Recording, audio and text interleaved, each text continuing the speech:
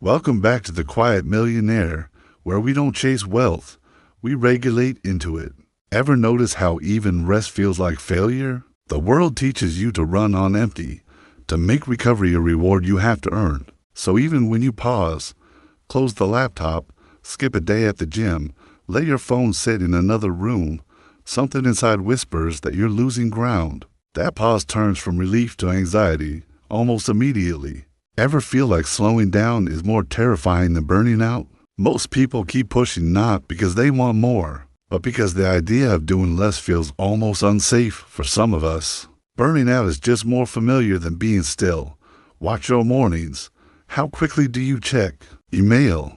How soon do those mental checklists build tension in your shoulders, even before anyone has asked anything of you yet? Ever wonder why urgency still runs your mornings, even when you know better? You read, you meditate, you try routines, yet, in the background, there's a quiet panic that you don't have enough time, that if you're not a step ahead, something's going to slip through your hands. Urgency isn't just a habit, it's the nervous system holding on for proof. Today, we're not talking mindset, we're addressing what's underneath your money behavior. Not the stories you tell yourself, but the conditions set in your biology, trained by years of needing to be enough, needing to win something back. Every trade-off, every block of time exchanged for clients or approval leaves a mark. Over time, your body learns that worth comes from pushing. So even peace becomes suspicious, as if you have to check your balance. Before you ray aloud to exhale, let that land. Your nervous system has been trained to guard, not to receive. There's another. Peace most ignore. How somatic imprints from childhood shape your financial nervous system. Watch for the small reflexes, shoulders up when bills arrive, stomach tightening when you talk about prices, voice going flat in negotiations. Most of these didn't start as adult habits. They started when you learned, as a child, what safety looked like around money, maybe raised, voices, maybe the silence before arguments, maybe watching a parent overwork to survive. Your body coded those moments as a rule. Money is pressure, not presence. You already know this, even if you've never named it out loud. Here's what I want you to try. Put down the need to fix. Tonight is not a performance. It's a recalibration. If you notice tension, name it. If you notice compensation, like over-explaining, apologizing for not doing more, scheduling extra calls, pause there. This isn't theory. This is your nervous system adapting. Safety, presence, and abundance belong together. That's the work tonight. That's how quiet wealth begins. Here's the sabotage pattern. You wake up and measure your mood against your task list. If there's action, you're at ease. If there's space, something feels off. You've normalized burnout, called it progress, not because you're weak, because that's how most of us were taught. Movement equals merit. You already know this. But see it cleanly. It shows up in micro moments no one else notices. Checking Slack at dinner. Taking your phone into the shower, just in case a client pings. Feeling guilty when someone else is working late.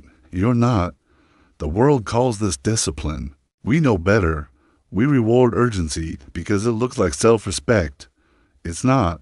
It's your nervous system in survival mode, clinging to the only rules it was given. Let's flip this. Most build their businesses as if money is something wild, something that has to be cornered, caged, and convinced to stay. That's a survival response, and survival never signals safety. If you're honest, you already know this. Money sticks to steadiness. Relationships work the same way. You don't chase a friend you want to trust you. You give them quiet, space, and your regulated presence. They return at their own pace, or not at all. It isn't about doing more or being impressive. Capacity starts where you learn to hold space. Think of a stable financial market. When markets are steady, investors show up. When volatility takes over, panic, fear, chaos, the smart money pulls away. That's not just numbers. That's behavior. That's nervous system setting boundaries. You want to anchor wealth? Get less dramatic. Make your internal market boring, predictable, safe for capital to find its way back. That's stewardship. That's real authority. This isn't a fix. It's a frame. Most people get stuck here. As soon as their income dips, they reach for the old playbook, grind harder, make noise, grab attention. But all that proves is they can't hold discomfort. The nervous system collapses on itself and well senses it, just like that nervous friend who texts less the more you demand, just like the markets that empty out at the first flash of chaos. Let that land. Here's what I want you to try. Next time your numbers wobble, slow down your breath. Sit with the discomfort. Don't solve. Witness. Let your body feel safe enough to not act. This is your training ground. Anchor this once. Repeat when it wobbles. That's the discipline. Safety first, not speed. Wealth returns to what feels regulated. That's how you become the person money trusts. That sense you carry, the one that says you only have value when you rate checking boxes, shipping product, or grinding out more hours. It's learned. It's not your nature. You already know what it's like to finish the day feeling hollow, even after producing more than anyone else in the company. It never lands, because when your nervous system is built around proof, rest never feels permitted. Success doesn't feel safe. That tension, always needing to do more, is what keeps exhaustion running in the background, even during the quiet moments. So try this, where that isn't contingent. Imagine waking up and knowing you're whole before your feet hit the floor. There's nothing extra to earn by sending emails before sunrise, or by landing another contract while your eyes are tired. Worth is already set. Watch how your behavior shifts when self-respect is the baseline, not the reward. You'll find the need to hustle drops, not out of laziness, but out of dignity. You make meals without rushing. You look at your bank app without bracing. The people around you sense the difference before you do, because effort becomes expression, not self-justification. Let that land. You can test this with money. Long-term investors, the ones who play decades, not quarters. Don't panic when the seed stays underground for a season. They know its value is present from day one, even when their account balance hasn't grown yet. Patient capital isn't passive. It's attentive. It's calm. It's consistent. The capital isn't hustling to prove itself at every turn. It trusts the process. Because it's built around certainty of value, not temporary performance. That's the discipline.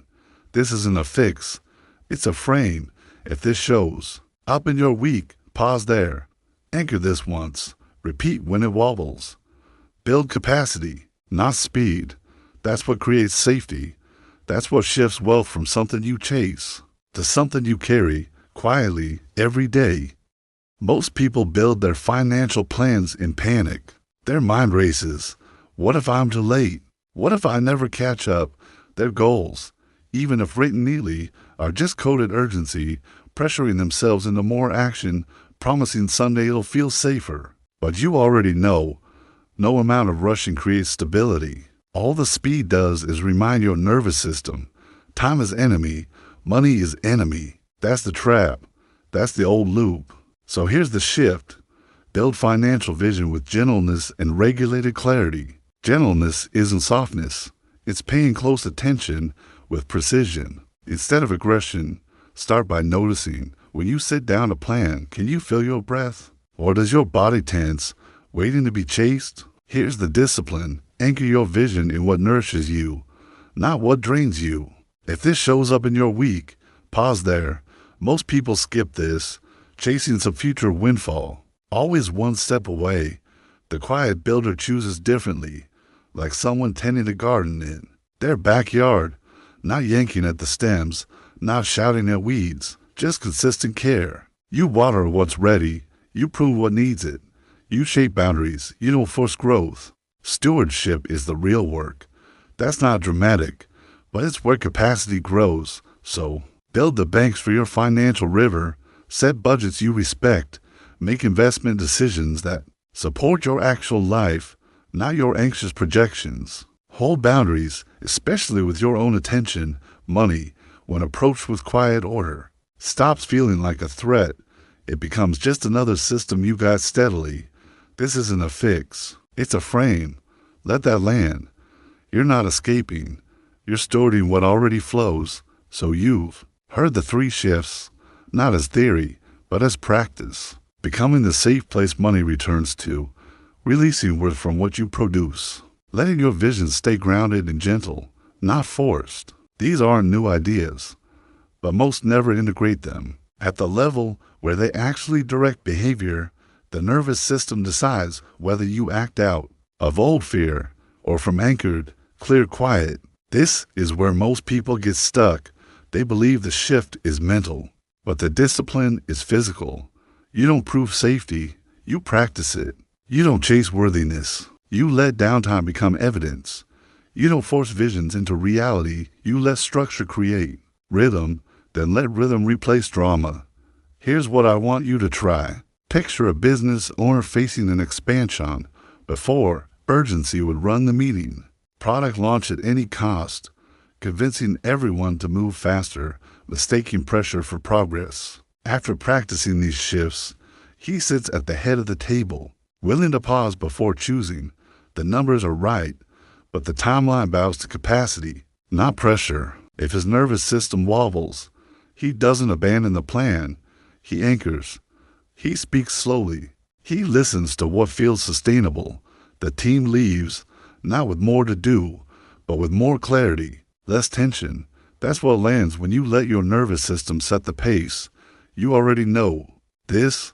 There's nothing to prove. Clean, calm choices are now your baseline. Forward. I don't chase worth.